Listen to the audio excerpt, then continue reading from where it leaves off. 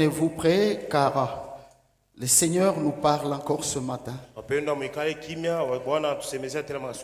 Nous continuons avec le thème que nous avions intitulé La couronne incorruptible. La couronne incorruptible. Il y a des couronnes dans ce monde et les gens se réjouissent de leur couronne.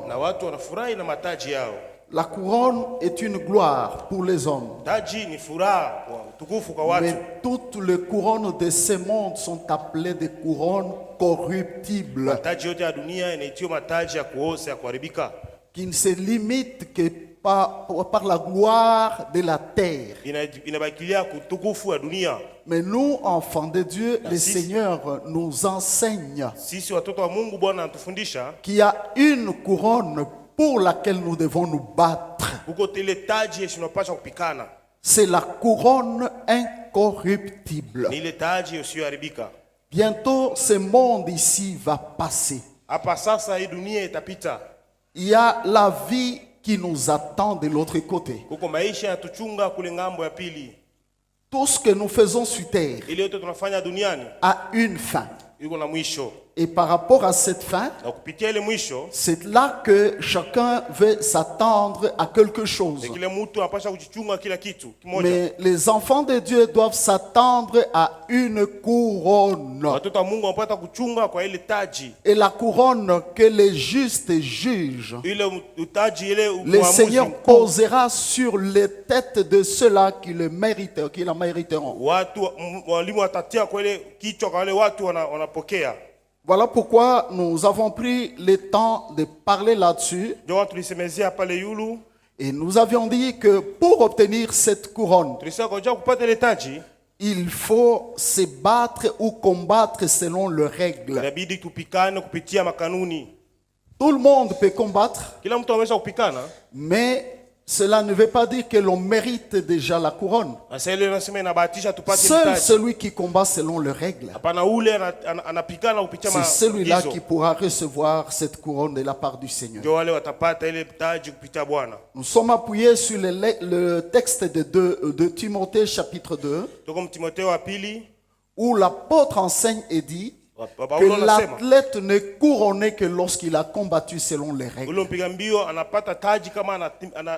Et nous avons dit que voilà, donc nous sommes appelés à connaître mieux les règles de notre jeu pour ne pas manquer cette couronne dont le Seigneur réserve aux vainqueurs.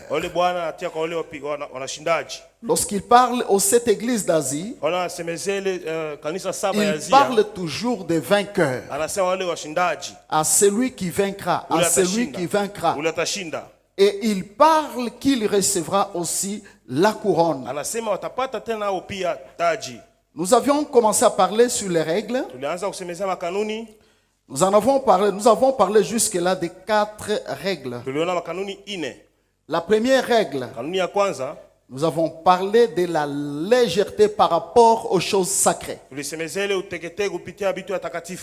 Tout ce qui est dans la maison de Dieu, tout ce qui se fait dans la maison du Seigneur, nous avions dit que cela est sacré.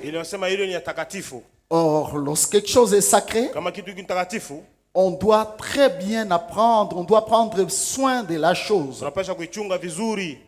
Donc, la légèreté dans l'œuvre de Dieu peut faire perdre à quelqu'un la couronne. La deuxième règle, nous avions parlé de la négligence. Comme cela est écrit dans Jérémie 48, 10, Dieu nous dit clairement que maudit soit quiconque fait l'œuvre du Seigneur avec négligence. Bien aimé, ces caractéristiques que nous donnons semblent être ordinaires. Mais je vous l'ai dit, s'il y a des bien-aimés qui ne veulent pas les appliquer, ces jours-là, dans le royaume, Dans le royaume, ils seront confus parce qu'ils ne recevront pas la couronne. On ne néglige rien dans la maison de Dieu. Et nous avions dit que du temps du roi Ézéchias de Chroniques chapitre 29, à cause de la négligence, les gens avaient même fait fermer la maison de Dieu. Il n'y avait plus d'offrandes, il n'y avait plus de culte. Et voilà, la malédiction est entrée. Les gens sont morts, les enfants sont allés en captivité. Il y avait une désolation terrible à cause de la négligence. Et nous voyons cela même de nos jours. Beaucoup de chrétiens ne tiennent pas compte des règles de Dieu. Chacun de nous doit se peser lui-même pendant que nous parlons. Gloire au Seigneur. Amen. Et la troisième règle, nous avions parlé du zèle. Et là, nous voyons cela dans la reproche du Seigneur à l'église de Laodicée. L'église dont il a traité de tiède. Et nous avons dit que cette église est comparable à l'église actuelle. Elle est tiède. C'est l'église actuelle, dans l'église actuelle, où vous trouverez des chrétiens qui sont comme des à peu près. Donc des chrétiens naïfs. Vous voyez, vous trouvez qu'ils ont la spiritualité et le monde en eux-mêmes. Vous voyez, et le Seigneur a dit que parce que tu es tiède, je te vomirai de ma bouche. À la fin, il donne un conseil et dit: aie donc du zèle et répands-toi. Donc ceux qui manquent du zèle sont ceux-là dont le Seigneur a reproché qu'ils sont tièdes. Ils ne sont ni froids ni bouillants. Pendant que nous parlons, c'est le temps où on doit voir le peuple de Dieu s'élever pour la cause de leur Dieu. Voyez? Faire tout ce que le Seigneur ordonne. Et c'est sur cette règle-là que non, il y a eu une autre, je crois la quatrième. Nous avons parlé de la fermeté. La fermeté. Et là, nous avons pris plusieurs exemples, mais je cite seulement ici l'exemple de Job. Job était ferme. Malgré les conditions de vie, la situation difficile qu'il a traversée, c'est l'homme qui a été éprouvé comme aucun homme jusqu'à ce jour sur terre. Imaginez-vous, sa femme même parvient à lui dire: insulte Dieu et qu'il te tue. Vous voyez, frère, pourquoi demeures-tu dans ta fermeté? La femme de Job avait reconnu la fermeté de Job. Heureusement, cette femme avait affaire à un serviteur qui était ferme et qui connaissait très bien son Dieu et la valeur de son salut. Job lui a dit: tu parles comme une femme insensée. Quoi donc? On ne peut recevoir que ce qui est bon de la part de Dieu. Si Dieu permet que les mots viennent dans ma vie, je reçois. S'il permet que la bénédiction vienne dans ma vie, je reçois.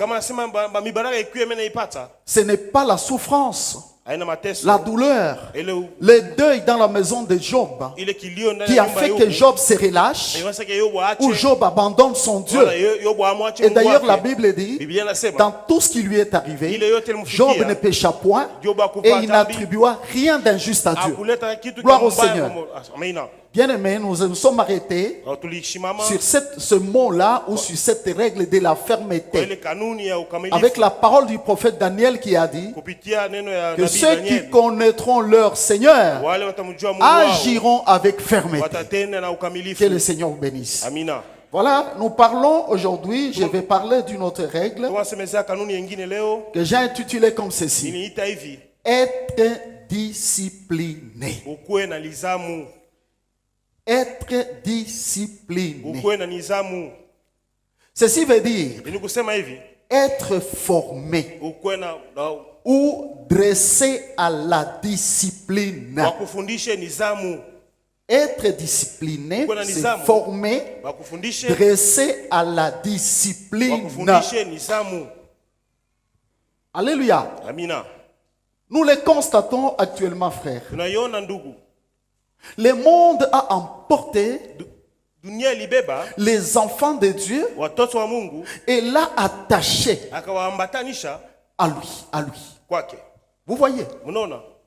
Beaucoup de gens pensent que la manière dont nous vivons dans le monde, c'est de la même manière que nous devons vivre dans le Seigneur. Si dans le monde, les gens vivent comme ils veulent, mais dans le Seigneur, nous sommes soumis à la discipline de la maison de notre Père. Alléluia. Et je voulais vous dire, ça je l'ai entendu, même l'Esprit l'a fait passer dans mon esprit, que si aujourd'hui les enfants de Dieu ne prospèrent pas dans la maison de leur Dieu, c'est parce que bon nombre, ou soit ils sont ignorants, ils n'ont pas connu les règles, ou ils ont connu les règles, mais ils ne les pratiquent pas. La maison de Dieu, la maison du Père, c'est la maison de bénédiction. Que personne ne me dise qu'il est ou il a été béni par la maison de son Père. Même l'enfant d'un milliardaire, il finira par pleurer. Or, c'est la maison de Dieu, frère, qui nous essuie les larmes. C'est la maison de Dieu qui arrête même la mort. C'est long que la Bible le déclare. C'est la maison de Dieu qui nous donne toutes choses. C'est la maison, bien aimée, de bénédiction. Gloire au Seigneur Jésus. Mais pour vivre dans la maison de Dieu, bien aimé, il nous faut une discipline. Regardez, tous les parents sont témoins ici. Vous trouverez même des parents qui ont des rigueurs sur les enfants. Ils punissent à tout moment. Très bien, il n'y a pas de problème. La Bible leur donne que celui qui aménage sa verge n'aime pas son fils. C'est très bien. Mais croyez que Dieu le dit seulement pour nous, par rapport à nous et à nos enfants? Ou il est dit aussi par rapport à lui-même et nous qui sommes ses enfants? Bien aimé, la discipline, c'est un petit mot, mais un mot clé. Et c'est de là que vient même le mot disciple. Un disciple, c'est celui qui est enseigné par un maître. C'est aussi celui qui suit un maître. Jésus le Seigneur a dit lui-même qu'un disciple accompli fait comme son maître. Alléluia. C'est pourquoi même sur la terre ici, le Seigneur a laissé des disciples.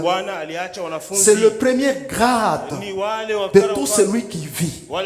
Quant au reste, le ministère, apôtre, prophète, évangéliste, pasteur et docteur, ce sont des charges. Mais la qualité de ce que Christ a laissé sur la terre, ce sont des disciples. Les disciples là, c'est quelque chose que nous devons aimer, nous tous. Alléluia. Oui. C'est pas pour rien, lorsqu'il laisse sa mission, il dit que allez, faites de toutes les nations de quoi? Des disciples. Pourquoi pas? Ce sont des gens qui sont enseignés et qui marchent selon les instructions de leur maître. Voyez? Quelque part dans le livre de Marc, la Bible dit, le Seigneur marchait devant eux. Et eux tous et ses disciples les suivaient. Ça veut dire qu'ils marchaient dans ses traces. Ils ont appris comment leur maître parlait. Ils ont appris comment il réagissait. Et surtout avant sa mort, c'est le temps où il a connu l'humiliation des hommes qui ne sont rien, lui qui était Dieu. Alléluia. Il n'a même pas répondu, il n'a pas réagi aux accusations, à toutes les humiliations. Et tout cela était un enseignement pour que ses disciples vivent ou agissent aussi de la même manière. La maison de Dieu, bien aimé, c'est la maison des disciplines. Gloire au Seigneur Jésus. Il y a quelques points que nous allons partager par rapport à ceci. Juge chapitre 13, nous lisons du 3e au 5e verset. Nous sautons, nous lisons le 14e chapitre, le verset 8 à 9. Et nous lisons le chapitre 16, 18 à 21. Un ange de l'Éternel apparut à la femme et lui dit, « Voici, tu es stérile et tu n'as point d'enfant. Tu deviendras enceinte et tu enfanteras un fils. Maintenant, prends bien garde, ne bois ni vin ni liqueur forte et ne mange rien d'impur. Car tu vas devenir enceinte et tu enfanteras un fils. Le rasoir ne passera point sur sa tête, parce que cet enfant sera consacré à Dieu dès le ventre de sa mère. Et ce sera lui qui commencera à délivrer Israël de la main de Philistins. Amen. Amen. Nous continuons 14, 8 à 9. Quelque temps après, il se rendit de nouveau à Timna pour la prendre et se détourna pour voir le cadavre du lion. Et voici, il y avait un essaim d'abeilles et du miel dans le corps du lion. 9. Il prit entre sa main le miel dont il mangea pendant la route. Et lorsqu'il fut arrivé près de son père et de sa mère, il leur en donna et ils en mangèrent. Mais il ne leur dit pas qu'il avait pris ce miel dans le corps du lion. Chapitre 16, le verset 18 à 21. Amen. Delilah, voyant qu'il lui avait ouvert tout son cœur, envoya appeler le prince de Philistins et leur fit dire, « Montez cette fois-ci, car il m'a ouvert tout son cœur. » Et le prince de Philistins montèrent vers elle et apportèrent l'argent dans leurs mains. Elle l'endormit sur ses genoux. Ayant appelé un homme, elle rasa le 7 tresses de la tête de Samson et commença ainsi à les dompter. Il perdit sa force. Elle dit alors, « Les Philistins sont sur toi, Samson. » Et il se réveilla de son sommeil et dit, « Je m'en tirerai comme les autres fois et je me dégagerai. » Il ne savait pas que l'Éternel s'était retiré de lui. Les Philistins le saisirent et lui crevèrent les yeux. Ils le firent descendre à Gaza et le lièrent avec des chaînes d'airain. Ils tournaient la meule dans la prison. Amen. À vous-même, peuple de Dieu, et à tous nos téléspectateurs, suivez-nous très bien. Suivez-nous très bien. Ne perdez pas ce temps, ne dormez pas non plus. Ou si tu es à la télé, ne change pas d'émission parce qu'il y a une bénédiction pour toi. Écoutez-moi très bien. Le Seigneur nous a poussé à prendre l'exemple d'un homme qui était très fort, très puissant, de quelqu'un qui était célèbre et que l'on craignait, qui ne connaît pas Samson. C'est quelqu'un qui est né, bien aimé, avec sa force. Mais avant de dire quoi que ce soit, laissez-moi vous dire une chose. Savez-vous que la force que Samson a reçue du Seigneur est même moins inférieure que nous avons reçue. Cette force est inférieure à celle que nous avons reçue.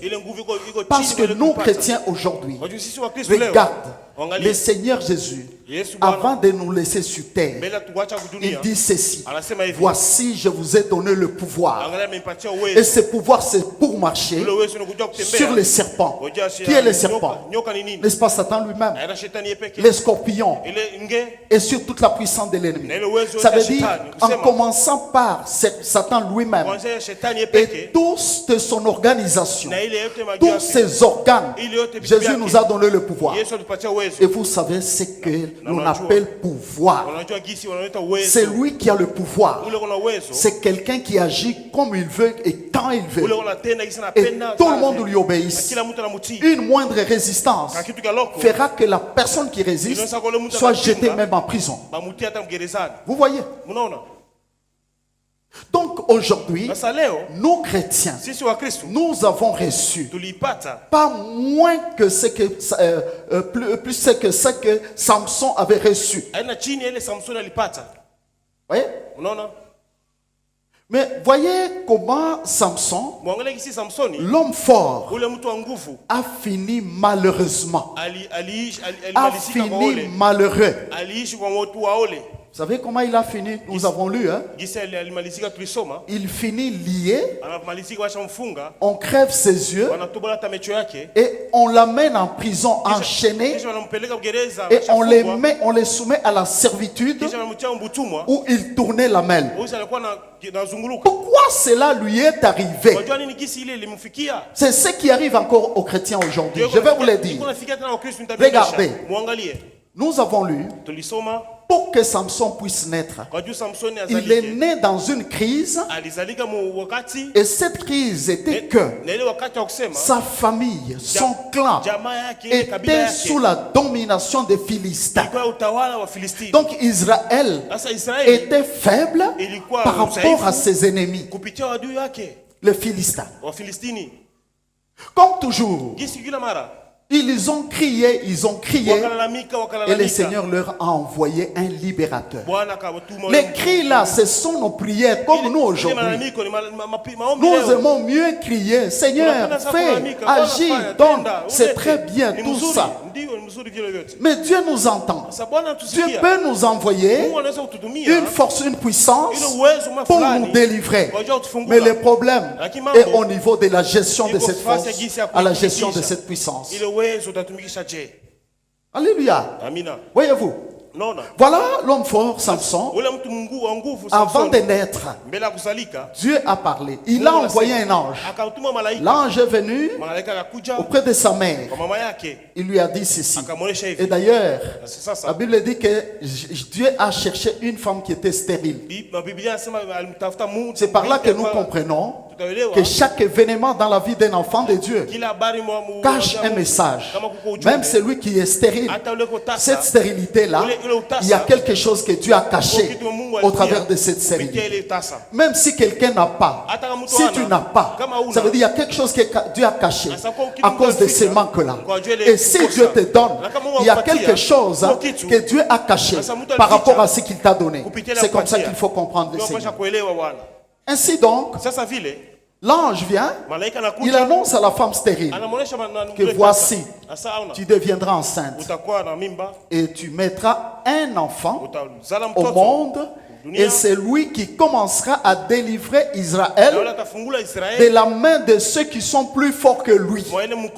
Un seul enfant doit délivrer toute une nation. Vous savez, frère, lorsque le Seigneur veut agir, il n'a pas besoin de la multitude. S'il t'appelle toi seul, il t'appelle à lui. Par toi, il peut sauver toute ta famille. Par toi, il peut sauver toute une nation. Gloire au Seigneur Jésus. Alléluia. Amen. Et voilà, l'ange lui dit que voilà, tu deviendras enceinte et tu vas mettre au monde. C'est cet enfant-là qui va commencer à délivrer Israël. Très bien. Frère, Ce que Dieu a déclaré est arrivé. Mais avant que cela n'arrive, excusez-moi, l'ange qui annonçait les messages annonce une liste de règles que la femme devait observer.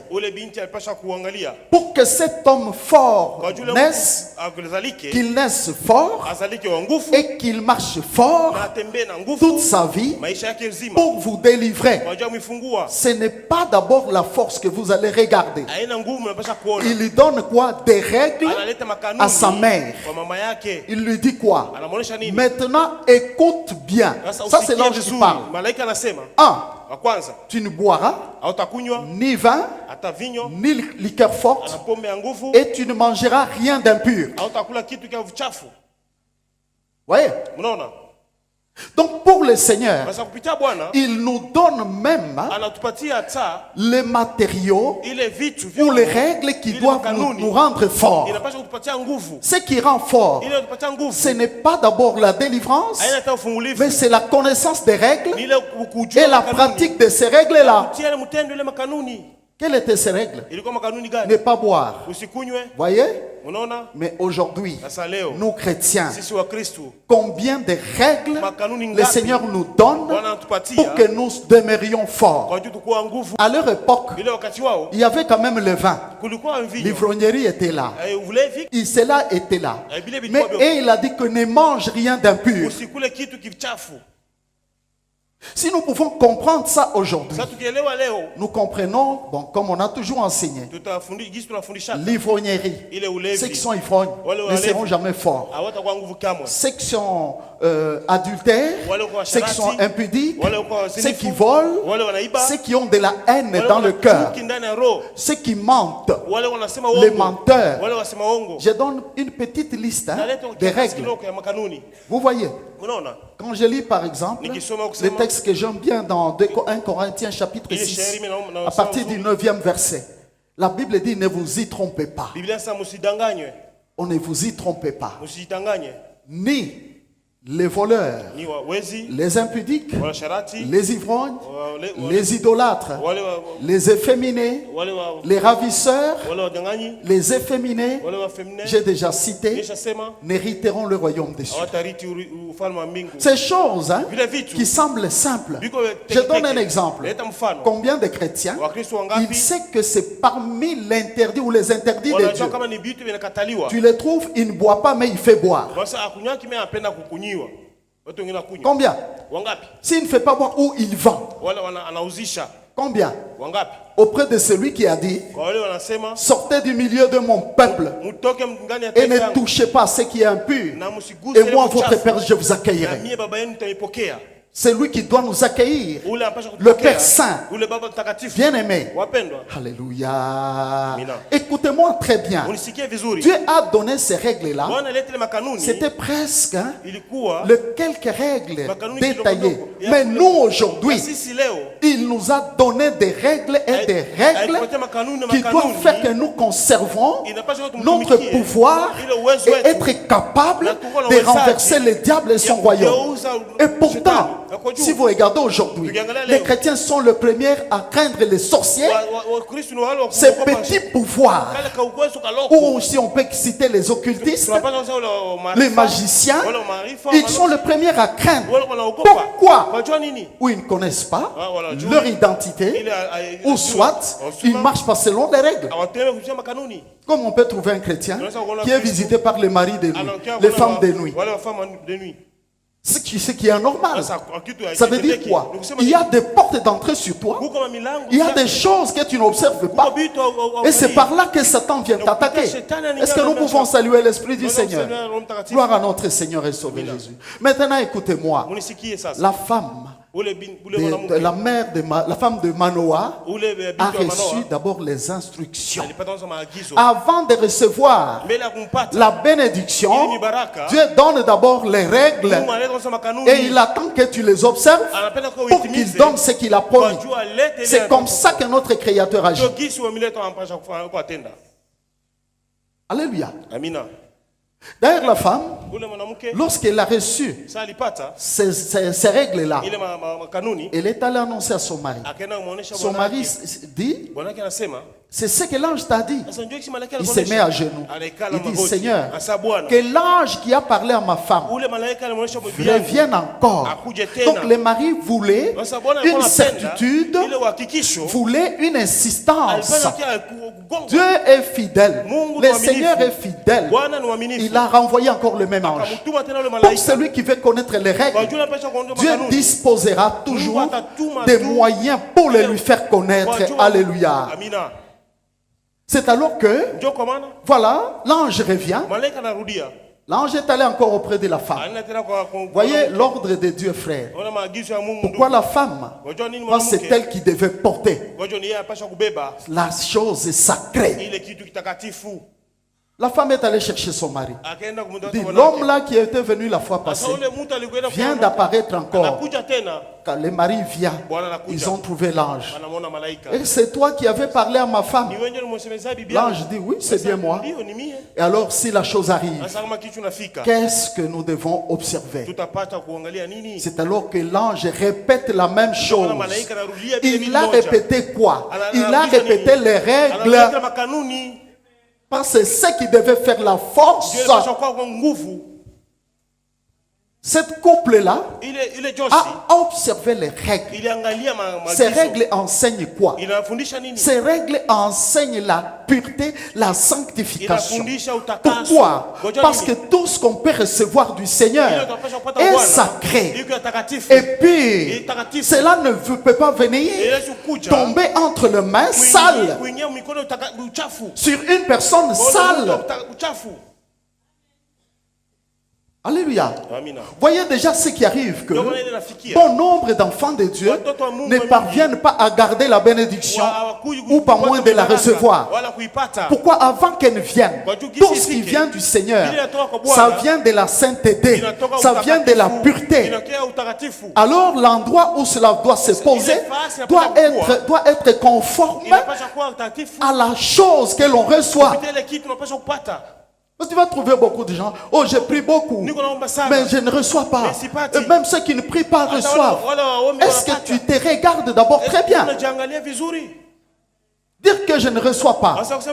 Mais au lieu de se regarder et de chercher pourquoi cela n'arrive pas dans ma vie, peut-être on va pointer de joie les gens, on va courir ça et là pour aller chercher qu'on me dise pourquoi ça n'arrive pas.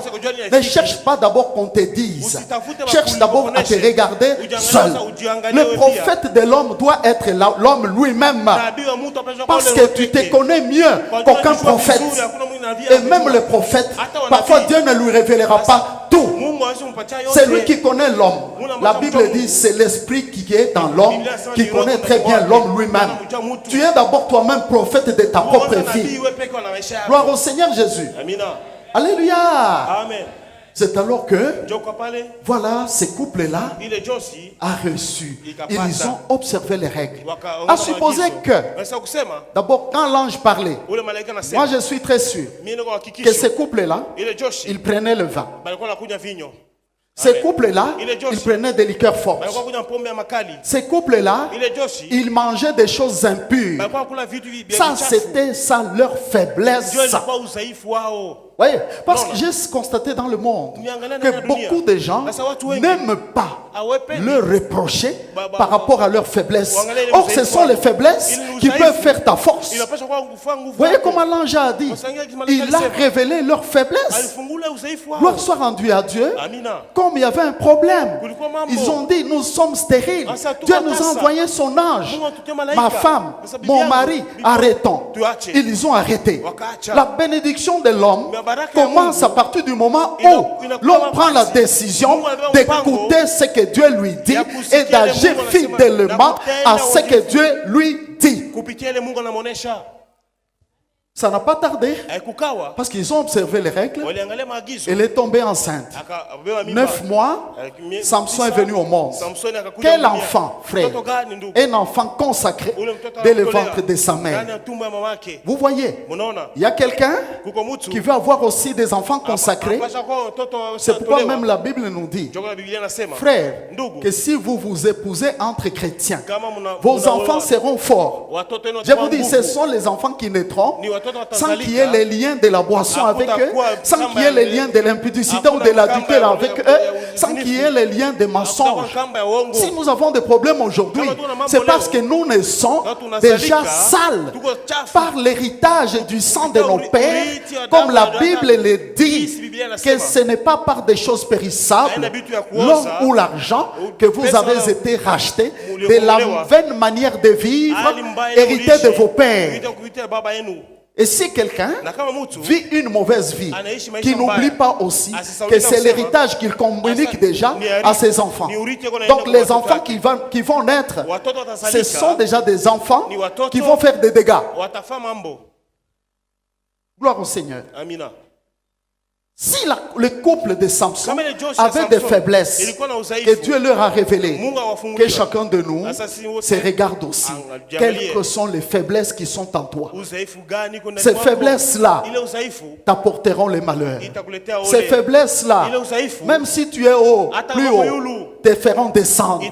Ces faiblesses-là t'amèneront la souffrance, t'amèneront la douleur dans ta vie. Ce sont des choses à très bien gérer. Ne gère pas seulement l'argent. On veut seulement qu'on me parle de bien. Gérons nos faiblesses. Et voilà. Samson est né. Très fort. Très fort, frère. Et quand il a grandi, il a commencé l'œuvre pour laquelle il est venu sur terre. Il a commencé à délivrer Israël.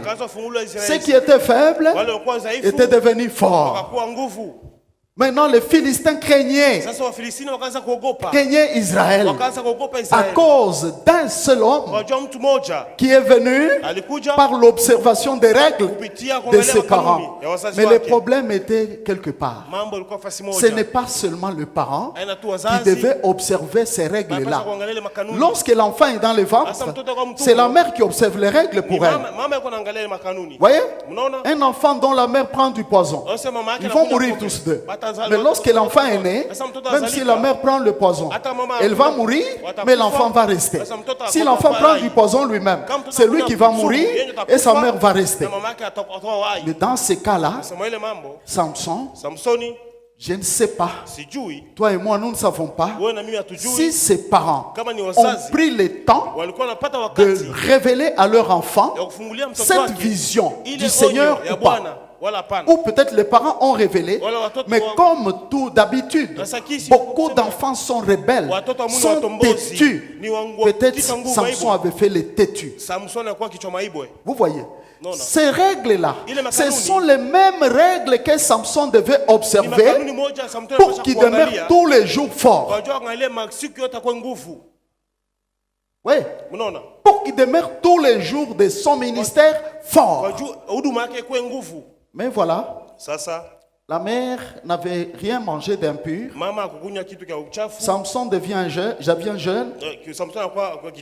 Alors il a vu une femme. Il appelle ses parents et dit non, accompagnez-moi. J'ai vu une femme chez les Philistins.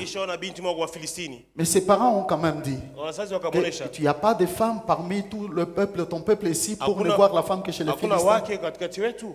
Alléluia. La Bible dit, du moins dans ces cas-là, qu'il cherchait une occasion du shit. Cela venait de Dieu. Très bien. Pas de souci, mais quelque part, Samson devait rester dans les règles. Maintenant, voilà.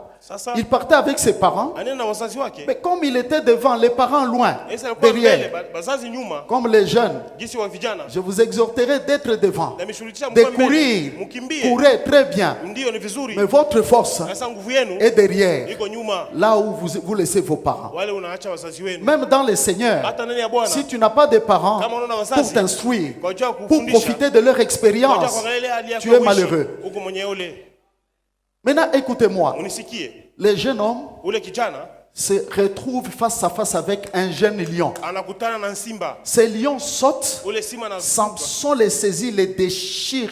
D'abord, la Bible dit comme on déchire un chevreau. Et il prend les cadavres et jette. Il part avec ses parents. On n'a pas lu toute l'histoire. Mais la Bible dit ceci. Quand il a déchiré les lions, il ne l'a pas dit à ses parents.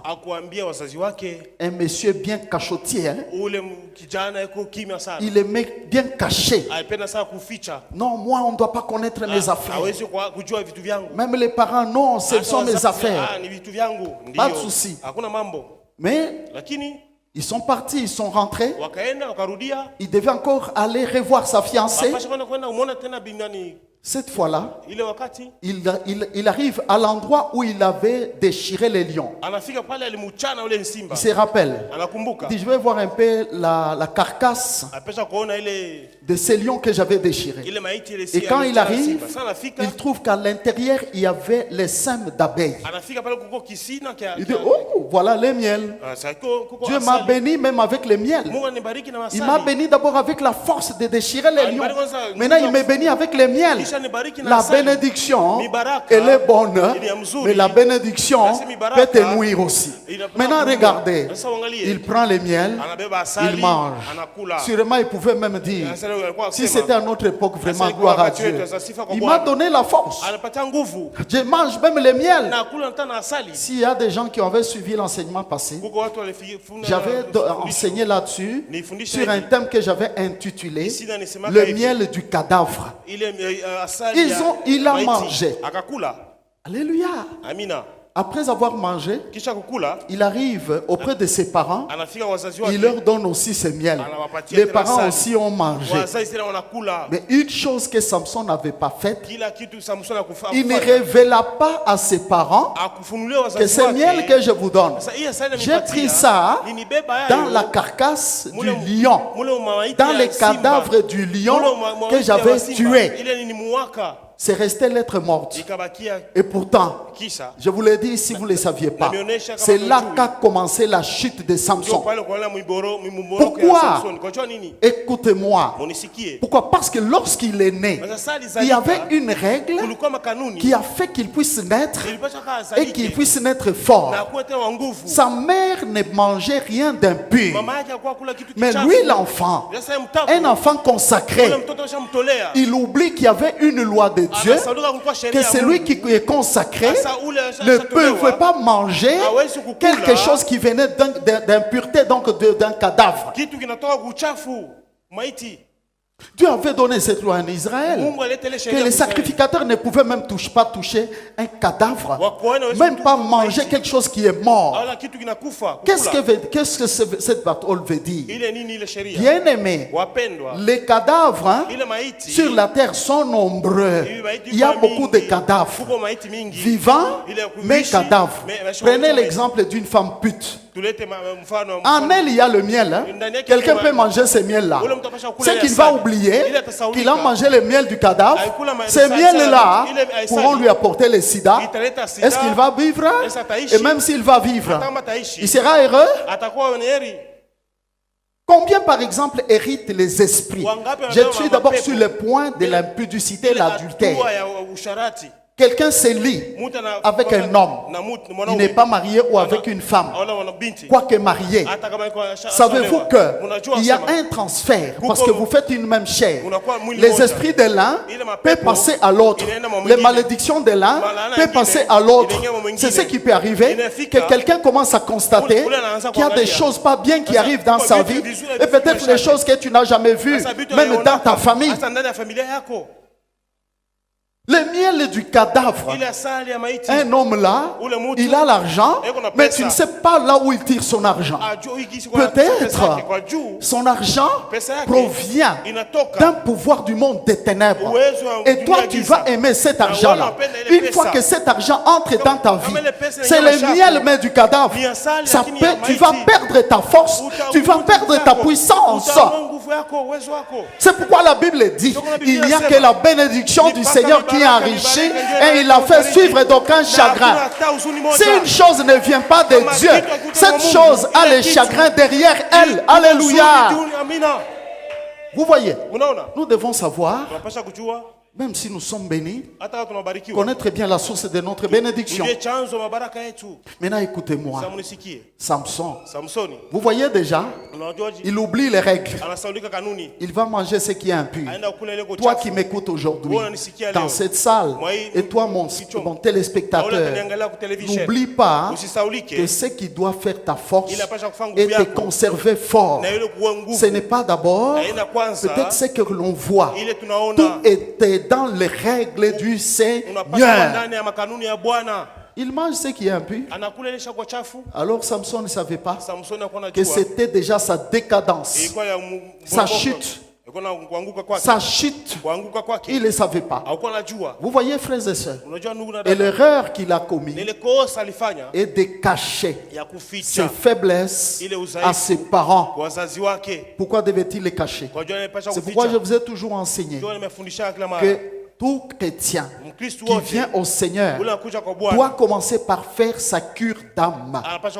Dans Proverbe 28, 13, ce texte, je l'enseigne à tous qui viennent me voir. La Bible dit que celui qui cache ses transgressions ne prospère point. Mais celui qui les avoue et les délaisse, fait quoi? Obtient miséricorde. Ça veut dire la miséricorde de Dieu vient sur lui. C'est alors que sa vie commence à changer. Tout donc est dans notre bouche et par rapport à tout ce qu'on cache dans les cœurs.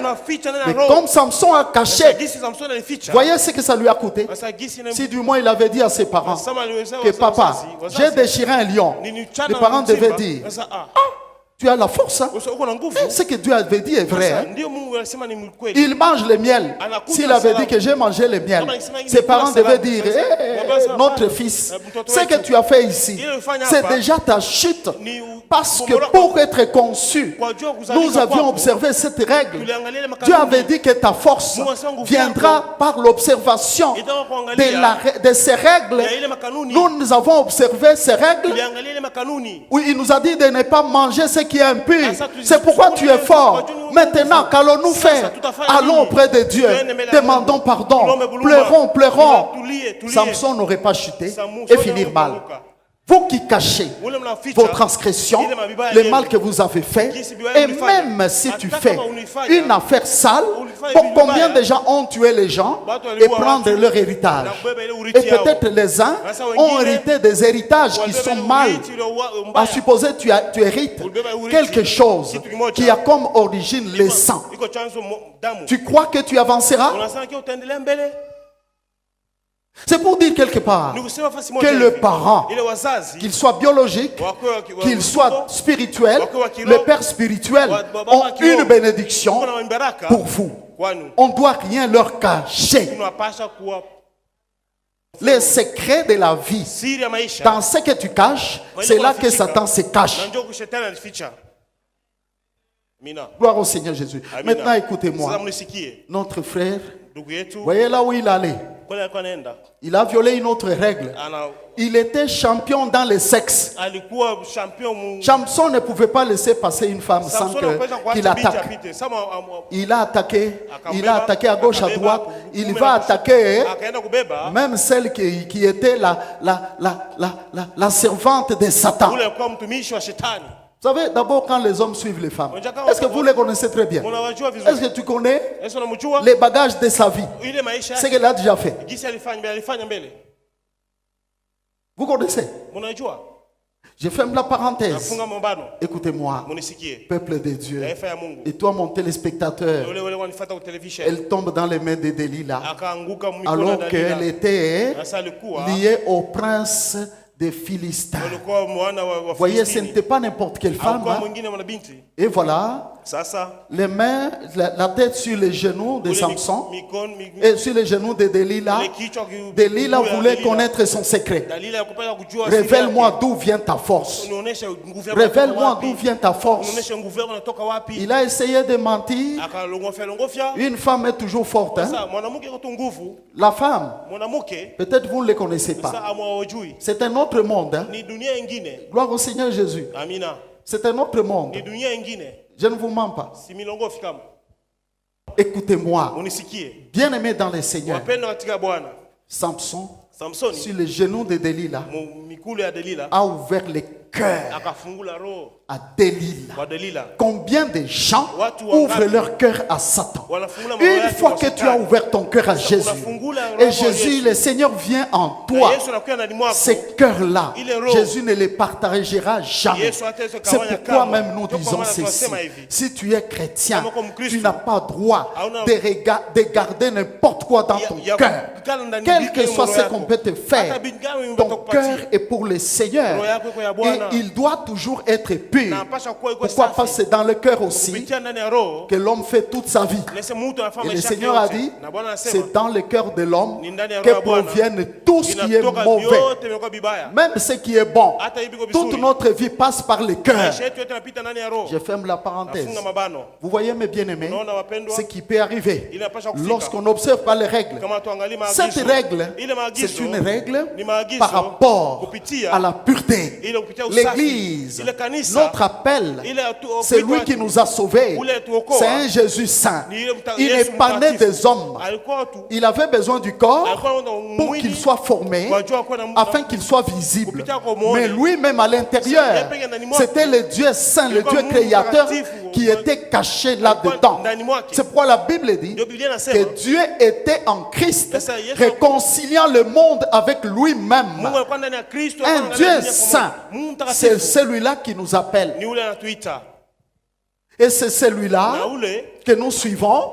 Il nous dit, venez mes enfants, je vais vous faire hériter mon royaume à moi, ma ville sainte à moi, construite par des architectes célestes, frères. Et ne sera jamais comparable cette ville à aucune ville de ce monde. Comment devons-nous les suivre? Et nous pouvons espérer y entrer ce jour-là. Si les chrétiens disent, j'entrerai au ciel. Quand on chante un cantique, Nakokende na lola, namasi amobi. D'abord réfléchis. Tu vas y aller, tu vas y entrer d'abord. Mais avant de dire Nako Kende, regarde-toi. C'est la ville, hein? Pas comme les villes de ce monde. Hein? Tout est sale. C'est la ville du grand roi. Là où il n'y a que la sainteté, la sanctification. C'est cette règle de la sanctification fait chuter beaucoup de chrétiens. Ils finissent comme Samson. Comment celui qui était fort finit par être lié. Si quelqu'un joue avec Satan, voyez d'abord nous les combattons. Hein? Au nom de Jésus, partez. Au nom, je marche, j'écrase. Maintenant là, c'est toi qui tombes dans ses mains. C'est pourquoi Samson, qui les détruisait, qui tuait les Philistins, lorsqu'il est tombé dans leurs mains, on l'a ligoté, prisonnier. Deuxièmement, frère, on a crevé ses yeux. Et c'est ce qui arrive à un chrétien qui tombe dans le péché et qui ne se relève pas. Donc ses yeux sont crevés. Il va continuer dans le mal. Et pendant qu'il continue là, sache bien que Satan l'amène en prison. Et en prison là, il les met dans la servitude. Il va commencer à tourner le mal. Comme vous voyez beaucoup de gens, pendant que vous dormez, ils souffrent toute la nuit pour aller chercher à boire, pour aller chercher à faire je ne sais pas quoi. Les autres toute la nuit, ils volent.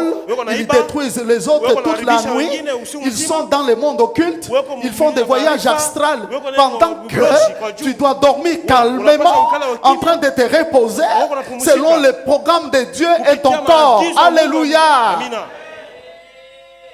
Nous devons être des chrétiens forts. Notre force est dans les règles. Aujourd'hui, cette règle que je donne ici, c'est la règle de base. Un chrétien qui n'a pas la sanctification sur sa bouche, quand il parle, frère, il est faible. Un chrétien qui n'observe pas la règle de la sanctification par rapport à ce qu'il mange, ce qui entre dans sa bouche, tu laisses entrer du n'importe quoi. Et tu attends la bénédiction de Dieu. Elle ne viendra pas. Si elle est venue chez Manoah, c'est parce qu'ils ont observé cette règle. Alléluia. Je ne sais pas si j'ai encore le temps. Il y en a encore un peu. Voyez, peuple de Dieu, les règles, c'est ce qui doit faire la force. On peut finir comme Samson, hein? Dans la prison de Satan. Frère, vous avez appris comment il avait enfermé. On avait enfermé Paul et Silas. Comment on avait enfermé Pierre. Tu es déjà dans la prison. Et puis on te met des cèpes. Et puis il y a des militaires qui te surveillent. C'est comme un grand bandit dont on connaît que non. Donc une surveillance vraiment élevée. C'est ce que Satan fait. Gloire au Seigneur Jésus. Je ne sais pas si on peut passer à une autre règle. Mais je crois que ça va nous prendre vraiment le temps. Ça va nous prendre le temps parce qu'il n'y a que 5 minutes qui nous restent. Et je crois que pour ne pas vraiment arrêter ou parler vite des 2 autres règles que j'ai ici. Aujourd'hui, nous allons nous arrêter ici, tout en vous disant simplement que pendant que tu vis, regarde, toi, tu es encore dans des règles ou il y a des règles que tu as déjà abandonnées. Frère, quand je lis ce que dit l'apôtre Jacques, il dit ceci: bien aimé, si quelqu'un garde tous les commandements et il arrive à pécher contre un seul commandement, il devient coupable de tout. Cette parole va toujours donner la peur, la crainte. Avec le Seigneur, tu ne peux même pas dire que non, j'observe quand même beaucoup de choses. Mais il y a encore 1 ou 2 choses que je n'ai pas encore arrêtées. Les 2 là que tu n'as pas encore arrêtées, c'est ce qui bloque tout. C'est ce qui fait que il y a des problèmes. Vous entendez? Nous sommes, comme je l'ai dit d'entrée en jeu, que nous sommes plus forts que Samson. Car nous ici, Samson avait reçu juste l'onction. Mais nous avons reçu, c'est lui-là même qui donne l'onction, le Saint-Esprit en nous. Pourquoi ne devons-nous pas être plus forts? Pourquoi ne devons-nous pas réussir en toutes choses? Malheureusement pour nous, nous vivons dans un monde que Satan a bien travaillé. Les chrétiens sont piégés partout. Et surtout ceux-là qui les sont seulement des bouches. Hein? Un chrétien qui va même dans le débit de boissons parce qu'on a organisé des fêtes. Est-ce que tu sais la base de ce débit de boissons-là? Quel Dieu invoque-t-il? Voyez-vous, frère, hein? Un chrétien qui va dans des endroits sales. Et savez-vous que les histoires telles que je foute, je ne condamne pas tout ce qui se passe là-dedans. Savez-vous ce qui a été fait là-dedans? Hein? Les endroits de la haine, tout simplement, la haine. Et les gens croient que c'est ça la passion, les loisirs. Quel loisir? Mais dans le Seigneur, on ne voit pas ces choses-là. Par exemple, les gens se réjouissent. Tu as déjà vu les gens, quand il y a par exemple un grand match. Je me rappelle, on était païens, Mazembel Popo. Les gens allaient au stade déjà à 8 heures. Pourquoi? Parce qu'il ne va pas manquer la place. Mais à l'église, frère, à l'église, ça c'est maintenant fréquent. Donc vous voyez, frère, les enfants de Dieu. Vous voyez, même le Seigneur nous a reproché. Moi, j'ai la crainte de Dieu, frère. J'ai dit, je n'arriverai jamais avant le temps fixé. Parce que l'ange là est là. Et je crois chaque fois quand je viens, je prends mon enveloppe, là où je dois écrire mon sujet, ma plainte, et ça part.